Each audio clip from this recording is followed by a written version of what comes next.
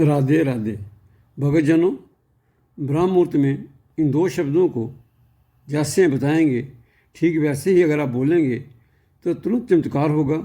भक्तों, ब्रह्म मुहूर्त तो आप जानते ही होंगे, कुछ नहीं भी जानते होंगे, नहीं तो हम बता ही देते हैं। ब्रह्म का अर्थ है परमात्मा, ब्रह्म परमात्मा को कहते हैं, और मुहूर्त होता है समय, अर्थात भगवान का समय। अब ब्रह्म मुहूर्त का समय कौन सा होता है? वैसे तो आपको अलग अलग टाइम लिखा हुआ मिलेगा, कहीं आपको 3 से 4 बताया जाएगा, कहीं 4 से 5 लिखा होगा और कहीं 3 से 5। तो कोई सूर्य उदय होने से 1.5 घंटा पहले का समय बताएगा। परंतु सबसे उत्तम समय जो होता है वह होता है 3 बजे से लेकर 5 बजे के बीच का समय। अगर आप 3 बजे से लेकर 5 बजे के बीच नहीं उठ पाते हो तो ये समझ लो कि कम से कम सूर्य उदय होने से 1.5 घंटा पूर्व आपने उठना ही उठना है। और उस ब्रह्म मुहूर्त में उठते ही आपको ये बोलना है, प्यारे भक्तों, ब्रह्म मुहूर्त में केवल उठने के ही अनंत लाभ हैं। और अगर आप ब्रह्म मुहूर्त में उठकर ध्यान करते हो, भगवान का नाम जप करते हो, तो इतना अधिक लाभ होगा कि मैं कहने में भी सक्षम नहीं हूँ। और उसके बाद एक तो आप नाम जप करो, जैसे कोई बोलकर जप करता है, कोई मानसिक जप करता है।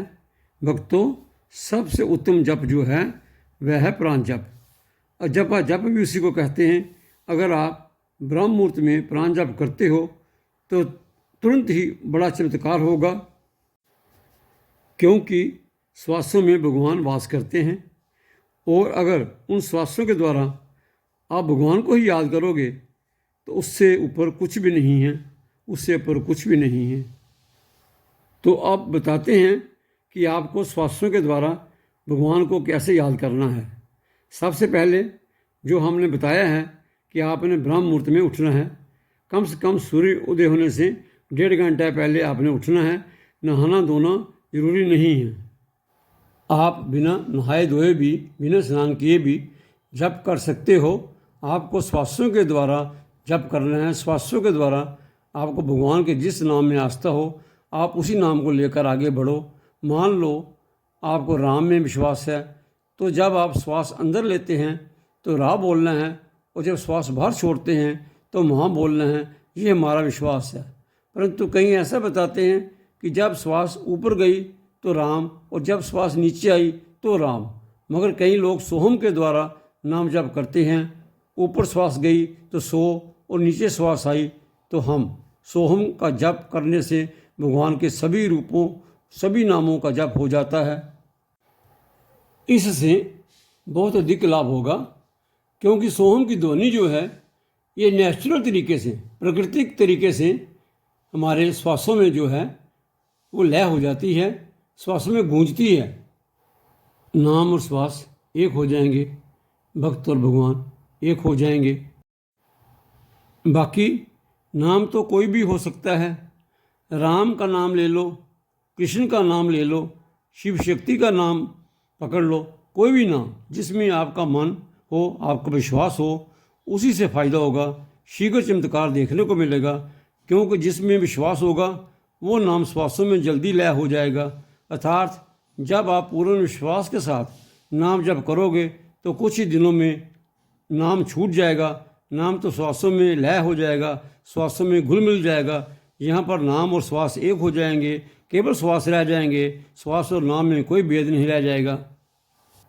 इसके बाद जब आप आगे निरंतरता से नाम जप करते जाओगे तो वो नाम प्रकट होगा, आपके हृदय में वो अनुभव होगा जिस नाम को जानने के लिए, जिस परम सत्ता, परम सत्य को अनुभव करने के लिए बड़े बड़े ऋषि मुनि, तपस्वी, योगी जन्मों जन्मों तक तप करते हैं, यज्ञ करते हैं। तो भक्तों, अगर ब्रह्म मुहूर्त में उठकर आप प्राण जप करने लग जाते हो तो आपको तुरंत एक ही दिन में नाम जप करने से, अगर आप प्राण जप करते हो 20-25 मिनट अगर आपने एक दिन में कर लिया तो आपको वो आनंद मिलेगा जैसे चमत्कार हो जाएगा। पूरे दिन आपके सभी काम सफल होंगे, ये पक्का है। अगर किसी को इसमें लेश मात्र भी संशय है तो वो एक दिन आधा घंटा हमारे कहने से ब्रह्म मुहूर्त में उठकर प्राण जप करे। आप स्वयं अनुभव करेंगे, वो स्वयं अनुभव करेगा। आपकी सभी मनोकामनाएं पूरी होंगी, सभी कार्य सफल होंगे, जो आप चाहोगे आपको वही मिलेगा। और उसके बाद 11 दिन अगर आपने कर लिया तो इतना आनंद आएगा कि आप इसको छोड़ ही नहीं पाओगे। आप आधा घंटा किया, अपने मन से प्रसन्न होकर आनंद से आप एक एक घंटा रोज़ किया करोगे। यह चूक है, आपके जीवन को ही बदल देगा। आज के लिए बस इतना ही। अब हम अपनी वाणी को विराम देते हैं। भक्तों, अगर ये वीडियो आपको अच्छा लगा तो लाइक अवश्य करें, शेयर करना ना भूलें ताकि अधिक से अधिक लोग इसका लाभ ले सकें। और अगर आप चैनल पर पहली बार आए हैं तो सब्सक्राइब करना ना भूलें। राधे राधे, राधे राधे।